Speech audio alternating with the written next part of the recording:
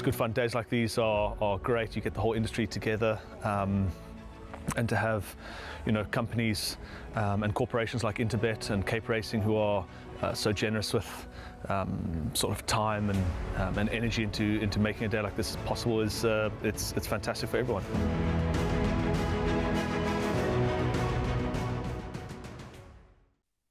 Race number 5 on the card, an extremely competitive fillies and mares 82 handicap set to be run over the 1,000 meter trip, and race 5 kicks off jackpot 2 on the day.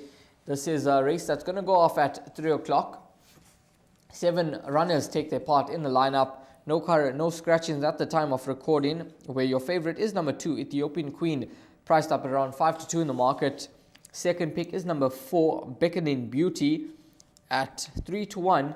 And Sheldon, just speaking to your off-air prior to the race, you were telling me that you like the queens here, Ethiopian Queen, Slalom Queen. Yes, I'll be looking for the queens to come and hold the aces here. So let's get the queens out of the way here. Starting off with number 2, Ethiopian Queen for the Peter Muscat stable.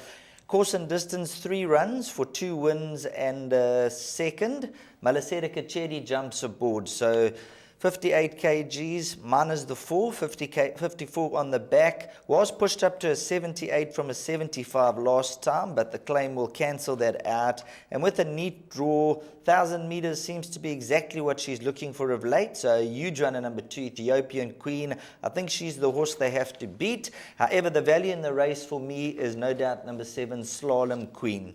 She achieved a 98 at the height of her career. She's come down to a 77. From her last run, she was an 82. They've dropped her to a 77. And then she gets the luxury of the 1.5 kgs off for Rachel Veneker. She's taken on a lot stronger in the past. If you go back in her earlier form lines, the average ratings are 104, a 103.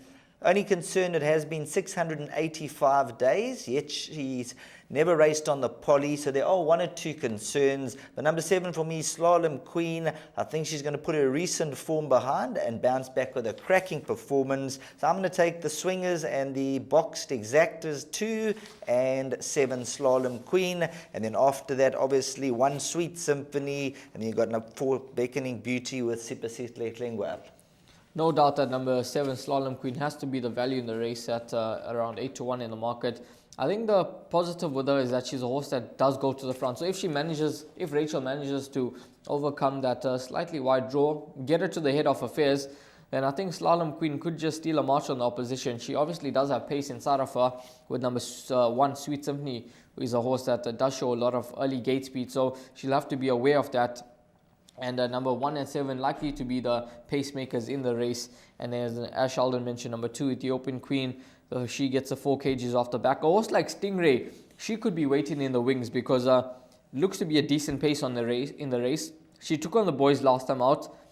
She would have needed that run. She wasn't disgraced, beaten 4 3/4 of a length behind One Too Many, who she had to concede weight to.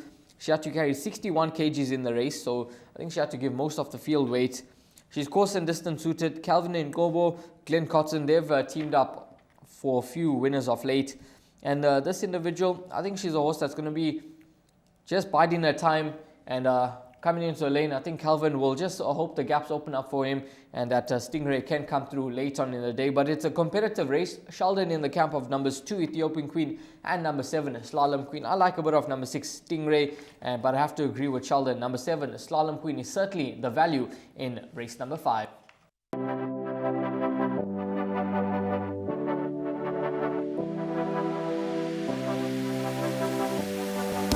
The betting, the not so much anymore, is more down to my own fault. I need to get studying again to get the edge back. But yeah, it's a great product. I love the exchange. It's really, in my opinion, one of the better bookmakers, if not the best bookmaker out there.